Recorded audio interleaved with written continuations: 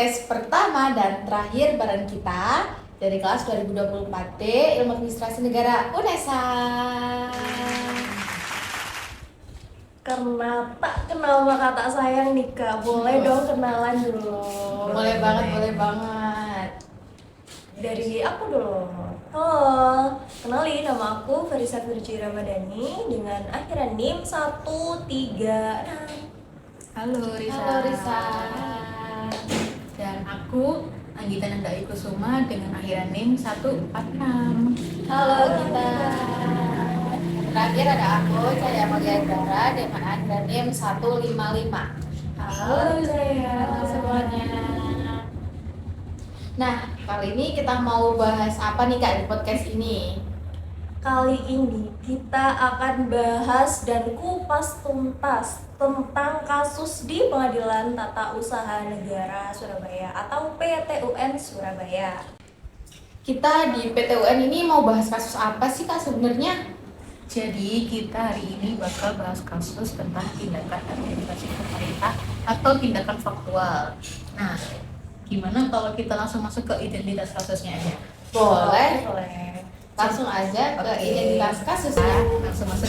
Nah, jadi kasus yang kita amati itu nomor perkaranya 88-G-TF-2025 Surabaya. Nah, di sini tuh ada beberapa penggugat gitu guys. Yang dimana penggugat itu tuh ada pertama ada Haja Amanah Nurhayati, terus yang kedua ada Haji Abdullah Arif, yang ketiga ada Taufan Hadi, yang keempat ada Wahyudi Aryani, yang kelima ada Winarni Hidayati, dan yang keenam ada Teguh Basuki. Nah, jadi yang tergugat itu Kepala Desa Pakijangan, Kecamatan Wonorejo, Kabupaten Pasuruan, guys. Dan saksi dari penggugat ada dua, yaitu Murti Ningsih sama Fokus Fitriadi Taufan. Sedangkan saksi dari tergugat dari Pak Kepala Desa tadi itu juga ada dua. Yang pertama ada Pak Syamsul Lestari Adi dan Pak Rido Firman Hidayat. Gitu. Oke. Terus latar belakang dari kasus ini tuh apa sih Kak kira-kira? Yang aku tahu ya dari kasus ini tuh kan tentang kepemilikan tanah ya, pergantian persil gitu loh di letter C. Jadi data tanah milik penggugat di letter C ini yang tercatat saat ini itu sebagai persil di nomor 37 kelas D1 seluas 401 meter persegi. Tapi pernyataan itu tidak benar, tidak sama dengan data fisiknya, yang padahal seharusnya yang dicantumkan itu persil nomor 38 kelas D1 dengan luasan 401 meter persegi. Nah, jadi di bulan Mei 2025 ini, Bu Amanah itu mengajukan permohonan perubahan persil di desa karena terdapat perbedaan yang aku bilang tadi antara data fisik dengan data administrasinya. Namun karena pengajuan perubahan tidak mencantumkan asal-usul dasar penguasaan bidang tanah kayak jual beli, warisan atau hibah itu, makanya si kepala desa ataupun sekretaris desa ini menolak perubahan tersebut kayak gitu. Oh gitu. Cukup kompleks ya teman-teman. Iya benar. Betul sekali. Nah, biar nggak bingung, gimana kalau kita lanjut ke sesi kronologi aja, biar lebih jelas juga, ya kan? Oke, Ya. boleh. Bisa dijelasin Kak kronologi Sebelum gimana? jadi gini, sebelum kita masuk ke cerita kronologi lengkapnya nih Kak, aku mau tampilin silsilah keluarganya dulu nih karena ini sangat berhubungan dengan silsilah keluarga yang sangat complicated banget nih. Boleh. Nah, jadi gini. Awalnya itu tanah yang tercantum di persil itu awalnya milik tanahnya Pak Jaludin. Nah, namun tanah Pak Jaludin ini dipinjamkan ke Bu Samani untuk menampung Bu Sapeiyah dan Aminah. Nah, Bu Sapeiyah dan Aminah dan juga Samani ini siapa sih Kak? Jadi tiga orang ini itu bisa dibilang anak cucunya Pak Jaludin seperti itu. Nah, setelah dipinjamkan oleh Pak Jaludin ini, Bu Samani membangun rumah hingga akhirnya keluarganya Bu Samani beserta anak cucunya Bu Samani ini itu juga ikut tinggal di situ kayak gitu. Terus dari Kak Caya tadi kan bilang ya kalau dari Mbak Samani, terus Mbak Sapei ya sama Mbak Aminah beserta anak cucunya kan tinggal di situ ya. Nah, kira-kira ada penjelasan lengkapnya nggak sih Kak kalau mereka itu tinggal di rumah itu mulai tahun berapa sampai tahun berapa? Nah, untuk itu aku nggak tahu persis ya Kak ya, untuk jangka waktunya si beliau-beliau ini tinggal di rumah tersebut itu dari tahun berapa sampai tahun berapa. Karena dari saksi yang namanya Pak Samsu ini selaku cucu dari Bu Samani ini juga tidak mengetahui dengan pasti gitu loh. Beliau-beliau ini tinggalnya sampai di tahun berapa kayak gitu. Namun yang diketahui oleh Pak Samsu ini, yang dinyatakan Pak Samsu itu tahunya rumah kosong itu ketika anak cucunya ini sudah pindah ke lain tempat dan juga ketiga orang ini sudah meninggal dunia seperti itu. Ketiga para bisa dibilang mbah-mbah itu Iya, tadi ya, betul. dari Mbak Sapei Iya, dan lain-lain. iya betul. Nah setelah itu akhirnya kan rumahnya kosong nih Kak, akhirnya diambil alih sama Pak Syamsu selaku anak cucunya itu tadi. Nah sama Pak Syamsu ini rumahnya itu disewakan atau dikontrakkan selama 1 tahun ke Pak Supeno ini tadi di tahun 2004 sampai tahun 2005 kayak gitu. Tapi sebelum kontrakan ini habis, Pak Syamsu ini mengembalikan tanah ini ke ahli warisnya Pak Jaludin, yaitu Bu Lis. Kenapa kok ke ahli waris bukan ke warisnya? Karena Pak Jaludin ini sudah meninggal dunia pada saat itu. Iya. Jadi Bu Lis ini tuh ahli waris ya, sebenarnya yang kandung gitu ya. Iya betul. Jadi Bu Lis ini itu cucunya Pak Jaludin. Iya cucunya. benar. Cucunya Pak Jaludin. Kan tadi Kak Caya bilang ya, tanahnya dikembalikan ke Bu Lis selaku cucu dari Pak Jaludin. Nah, kenapa dikembalikannya langsung ke cucunya Kak? Kan ada anaknya dari Pak Jaludin ya. Apakah anak Pak Jaludin ini sudah meninggal dunia atau gimana? Kok langsung diberikan ke Nah iya jadi anaknya Pak Jaludin ini yang namanya Pak Safi'i ini sekaligus ayahnya dari Bu Lis itu sudah meninggal dunia, makanya dikembalikan ke ahli warisnya Bu Lis itu tadi. Nah, terus waktu masa kontrakannya sudah habis itu kelanjutannya kayak gimana Kak? Siapa yang mengurus kontrakan tersebut? Jadi sepengetahuan dari saksi ini Pak Samsu, setelah kontrakan habis ini rumahnya ini diurus oleh Pak Sutaji. Pak Sutaji ini siapa sih? Jadi Pak Sutaji ini anak angkat dari Bu Safiya. Nah gitu, yang rumahnya Pak Sutaji ini kebetulan juga di sebelah kanan rumahnya yang ditinggali oleh keluarganya Bu Samani tadi gitu. Dan yang ditinggali oleh Pak Sutaji ini itu masih satu tanah dengan tanahnya Pak Jaludin gitu. Jadi masih dalam satu bidang tanah yang sama kepemilikannya gitu. Oh gitu. Nah, diurus Pak Sutaji kan ya Kak ya di rumahnya. Itu hanya sebatas diurus kayak dibersihin gitu atau ikut ditinggali juga Kak di rumah? Nah, jadi tipe pengurusan Pak Sutaji ini itu yang ditinggali Kak gitu. Tapi sama Pak Sutaji ini belum sempat ditinggali, tapi ditinggali sama istrinya Bu Amanah dan anak-anaknya. Kenapa Pak Sutaji belum sempat menempati rumah itu? Karena Pak Sutaji ini udah meninggal dunia sebelum menempati gitu Kak. Dan istri anak-anaknya ini meninggali rumah yang seharusnya diurus Pak Sutaji ini tanpa izin resmi gitu. Dari ahli warisnya itu Iya Kak ya? betul, dari ahli waris maupun keluarga Pak Sutaji ini tadi. Jadi sampai sekarang masih ditinggali sama Bu Amanah.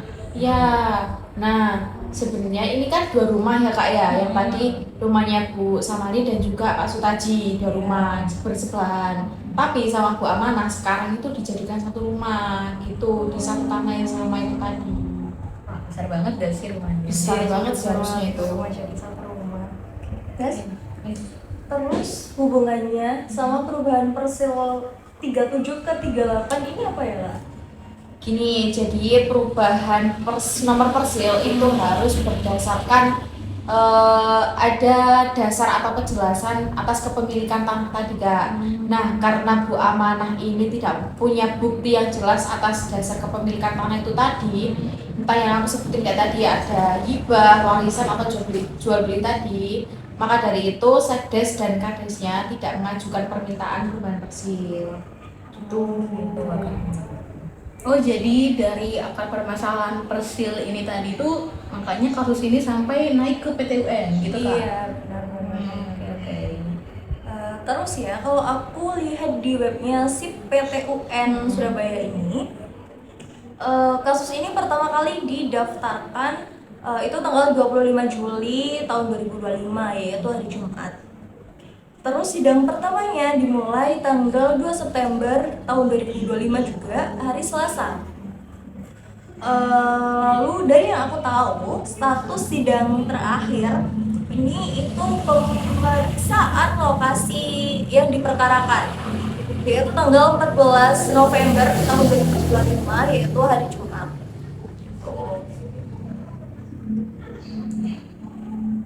Nah, jadi kita kan sudah mengikuti kasus ini ya, perkembangan kasus ini. Mungkin dari kita masing-masing itu muncul dugaan-dugaan gitu. Jadi aku mau tanya ke Kak Lisa dulu nih, ada dugaan apa nih kira-kira di kasus ini? Kalau dari aku ada dugaan tentang kesalahan pencatatan nomor persil ini Kak. Yang pertama yaitu human error, di mana kesalahan pengetikan nomor persil dalam letter C dan tidak melakukan pemeriksaan ulang atau diperiksa secara ketat gitu sebelum dokumen administrasinya diterbitkan. Lalu dugaan yang kedua yaitu adanya kesalahan pencatatan arsip lama atau perpindahan batas yang belum pernah diperbarui gitu. Gitu ya. Nah, sekarang dari Kak Cahya nih, ada dugaan apa nih Kak kira-kira dari kasus ini? Kalau dari aku mungkin lebih ke dugaan kepemilikan tanah atau rumahnya ya, ada dua juga sama seperti Kak Anissa tadi. Yang pertama itu tanahnya ini milik Bu Sapaia yang dimana waktu persidangan itu sedikit disampaikan dari kuasa hukum penggugat kepada saksi bahwa terdapat transaksi jual beli tanah antara Bu Sapaia dan Pak Jaludin sebelum Pak Jaludin ini meninggal dunia seperti itu. Yang kedua, dugaan terkait penggugat ini ada kemungkinan salah tafsir Kak mengenai hak anak angkat yang berhak menempati rumah warisan orang tua angkat. Yang padahal dalam hukum itu anak angkat ini tidak berhak menempati rumah warisan orang tua kecuali emang orang tuanya ini memberikan rumahnya itu sebagai warisan kepada anak angkatnya secara langsung gitu ataupun melalui surat warisan. Iya, seperti itu. Nah, dari Kak Gita sendiri nih, ada dugaan apa sih dari kasus yang udah kita ikuti sepanjang ini? Oke, kalau dari aku mungkin ini dugaan dari sisi pelanggaran AUPBN nih Kak. Jadi asas umum pemerintahan yang baik. Yang pertama itu ada asas kecermatan yang dilanggar karena tindakan penggugat ini yang melakukan pencatatan di Persil 37 padahal seharusnya kan di Persil 38. Itu termasuk kelalaian administratif yang dimana mengakibatkan kerugian atau ketidakpastian hukum bagi penggugat. Dan yang kedua ada asas kepastian hukum yang dilanggar, di mana kesalahan pencatatan menimbulkan ketidakpastian status dokumen pertanahan dan memaksa penggugat untuk menindaklanjuti ke jalur hukum untuk membela haknya, kayak gitu sih Kak. Menarik ya. Nah, dari analisis kasus terkait dugaan-dugaan yang udah kita sampaikan tadi nih Kak ya, pasti ada dari kalian rekomendasi penyelesaiannya bagaimana? Nah, dari aku dulu ya Kak ya. Boleh. Kalau rekomendasi dari aku ini untuk hakim PT UN. Yang dimana hakim itu tidak cukup hanya membatalkan saja. Hakim harus secara tegas memerintahkan tergugat, yaitu Kepala Desa Pagijangan, untuk melakukan koreksi nomor persil dari nomor persil 37 menjadi nomor 38, sehingga dokumen administrasi yang baru mencerminkan kondisi lapangan yang sebenarnya, sekaligus untuk menyelesaikan ketidakpastian hukum bagi para penggugat, seperti itu. Nah, kalau dari aku nih lebih ke rekomendasi ke penggugatnya ya Kak ya. Jadi setelah koreksi administrasi di tingkat desa selesai, penggugat harus segera mengajukan permohonan sertifikat tanah jika memang tanahnya belum bersertifikat gitu, berdasarkan data fisik atau data persil yang sudah dikoreksi, yaitu di persil 38, untuk mendapatkan kepastian hukum yang tertinggi gitu. Nah, dari Kak Cahya maupun Kak Risa tadi kan sudah ngasih rekomendasi nih buat hakim maupun buat penggugat. Kalau dari aku mungkin ini kayak intinya aja kayak gimana ya. Penyelesaian yang ideal itu kayak gimana sih? Jadi penyelesaian yang ideal itu harus mengutamakan keadilan substansif bagi warga negara. Hakim harus menggunakan kewenangan PT UN untuk memaksa tergugat mengoreksi kesalahan yang tadi administratif tadi di masa lalu, yang mana persil 37 harusnya itu persil 38, dan memastikan data persil di Desa Pakijangan untuk kedepannya ini benar-benar benar gitu loh, benar-benar sesuai fisik, sesuai lokasi gitu, agar ya tidak terjadi kesalahan lagi. Dan lebih baik tuh kayak mulai digitalisasi gitu tadi sih Kak, biar nggak ada kesalahan-kesalahan lagi. Betul. Apalagi sekarang zamannya digital ya, pastinya sedikit lebih memudahkan bagi para pemerintah untuk mengarsip catatannya seperti itu ya.